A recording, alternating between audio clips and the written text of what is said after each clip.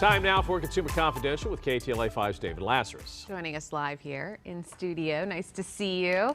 So the stock market is closed today because of Juneteenth, but there's been many recent drops. A lot of people worried about the recession. What's next? Right. Well, the key question that a lot of traders have been asking as we went into the holiday weekend was, are we finally getting near a bottom? The market has been selling off amidst all these jitters about a recession and inflation and the rate hikes from the Fed.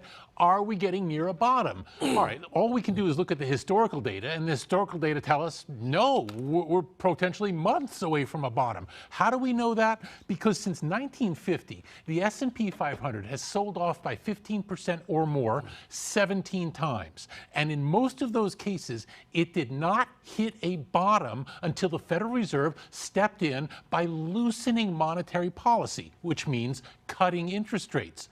But we're not there. In fact, we are still in the midst of a series of rate increases, a tightening of monetary policy. So if history is any guide here, we are months, possibly years, from a bottom because the Fed is just not going to let us get anywhere near that rate cutting point by which history tells us, okay, we're through the woods now. Now, I'm not saying this is indeed the case, that we're just going to see dropping and dropping and dropping until 2024 finally gets here.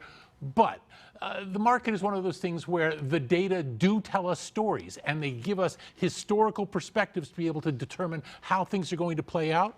Right now, it doesn't look like we're getting near that point where we're at the bottom per se, which means if you're buying the dip also, keep in mind, the dip, we're not near the end of that yet.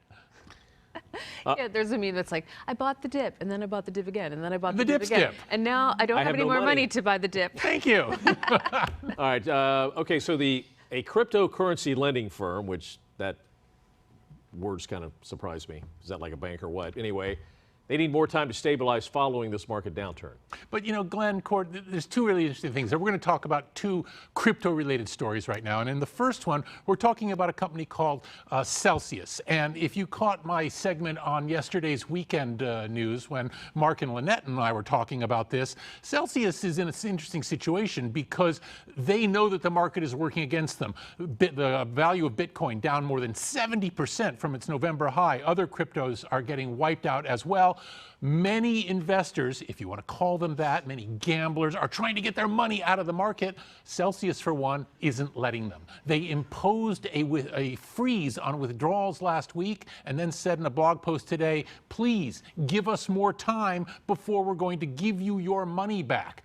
This is extraordinary, and I can't emphasize this enough. In traditional financial circles, you would see a freeze on withdrawal only in the most enormous cases of upheaval, such as the Great Depression, when runs on the bank were literally going to wipe out the financial system. So the idea that a crypto firm is, in fact, cutting people off from their money, not because the people are doing anything wrong, not because the system is collapsing, but because this one company realizes that if people take all their money out, it goes belly up. And so it is holding on to people's money until it can figure out a game plan to get through this. In other words, to try and find some liquidity out there, but there isn't any liquidity out there.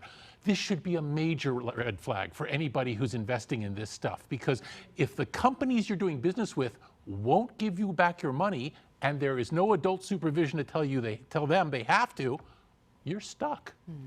Wait, you're doing the weekend show now? Are you working 7 days a I week? got shanghaied, but we'll talk about that some other time.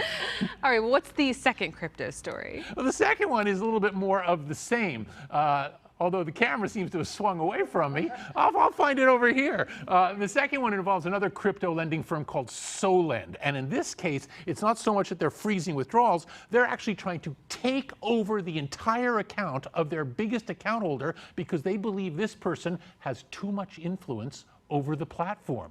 Think about that for a sec. This person has been so successful with their holdings that this person, deemed a whale, has so much clout now that Solend says, we want to take over the accounts before this person does something like run up debts or do anything else that's going to destabilize us. Now, Solend users, who apparently have some clout here, voted against this happening. And so the whale was not taken over.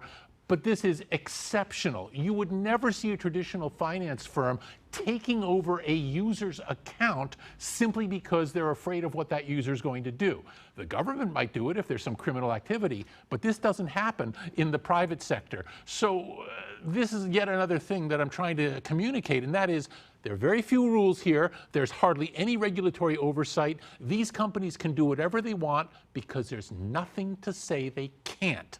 Go into this market with your eyes open or you will get burned. Guys? Take a peek into their virtual vault. As it There's were. nothing there.